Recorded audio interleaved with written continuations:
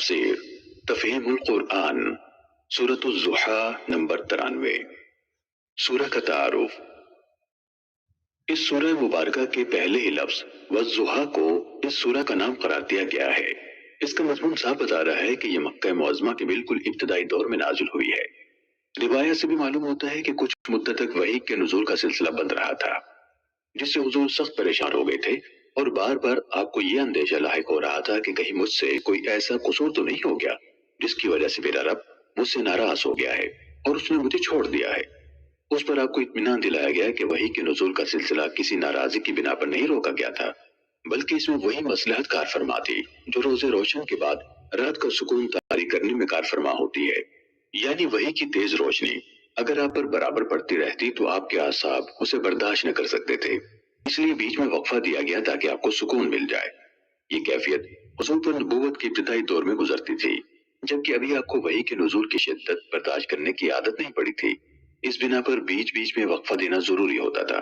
اس کی وضاحت ہم سورہ مدثر کی دیباچے میں کر چکے ہیں، اور سورہ مزمل حاشیہ نمبر 5 میں بھی ہم یہ بیان کر چکے ہیں کہ نزول وحی کا کس قدر شدید بار آپ کے اعصاب پر پڑتا تھا۔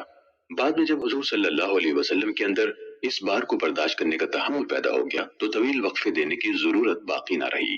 اس کا موضوع رسول اللہ صلی اللہ علیہ وسلم کو تسلی دینا ہے، اور مقصد اس پریشانی کو دور کرنا ہے جو نزول وحی کا سلسلہ رک جانے سے آپ کو لاحق ہو گئی تھی۔ سب سے پہلے روز روشن اور سکون شب کی قسم کھا کر آپ کو اطمینان دلایا گیا ہے کہ آپ کے رب نے آپ کو ہرگز نہیں چھوڑا ہے اور نہ وہ آپ سے ناراض ہوا ہے۔ اس کے بعد آپ کو خوشخبری دی گئی ہے کہ دعوت اسلامی کے ابتدائی دور میں جن شدید مشکلات سے آپ کو سابقہ پیش آ رہا ہے، یہ تھوڑے دنوں کی بات ہے۔ آپ کے لیے ہر بات کا دور پہلے دور سے بہتر ہوتا چلا جائے گا، اور کچھ زیادہ دیر نہ گزرے گی کہ اللہ آپ پر اپنی عطا و بخشش کی ایسی بارش کرے گا جس سے آپ خوش ہو جائیں گے۔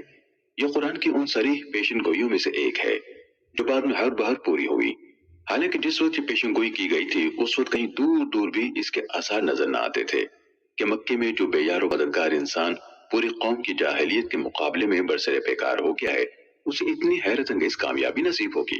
اس کے بعد اللہ تعالیٰ نے اپنے حبیب صلی اللہ علیہ وسلم سے فرمایا ہے کہ تمہیں یہ پریشانی کیسے لاحق ہو گئی کہ ہم نے تمہیں چھوڑ دیا ہے اور ہم تم سے ناراض ہو گئے ہیں؟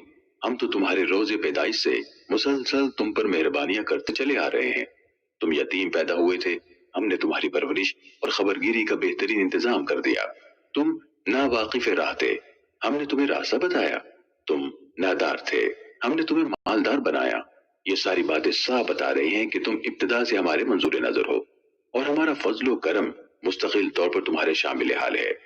اس مقام پر سورہ طٰہٰ آیات 37 تا 42 کو بھی نگاہ میں رکھا جائے، جہاں حضرت موسیٰ علیہ السلام کو فرعون جیسے جبار کے مقابلے میں بھیجتے وقت اللہ تعالیٰ نے ان کی پریشانی دور کرنے کے لیے انہیں بتایا ہے کہ کس طرح تمہاری پیدائش کے وقت سے ہماری مہربانیاں تمہارے شامل حال رہی ہیں۔